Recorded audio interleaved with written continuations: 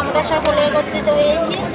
বিগত আজকে 19 তারিখ হয়ে গেছে, আমরা আজ পর্যন্ত বেতন পাইনি। কিন্তু আমাদের চলা খুব কঠিন হয়ে পড়েছে, প্লাস আমরা স্কুল চালাতেও খুব অসুবিধা হয়ে পড়েছে।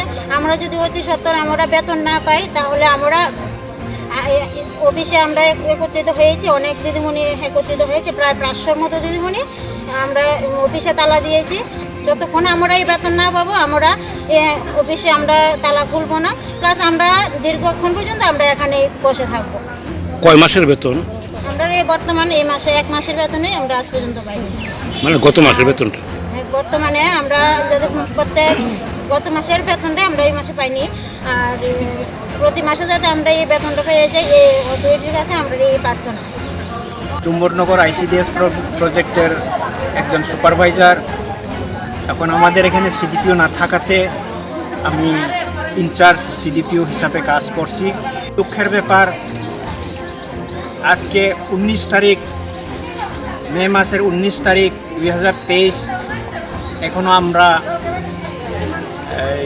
অঙ্গনওয়াড়ি ওয়ার্কার হেল্পারদের ভাতা অর্থাৎ বেতন অর্থাৎ সাম্মানিক দেওয়ার মতন আমাদের এখানে কোনো ফান্ড আসে নাই।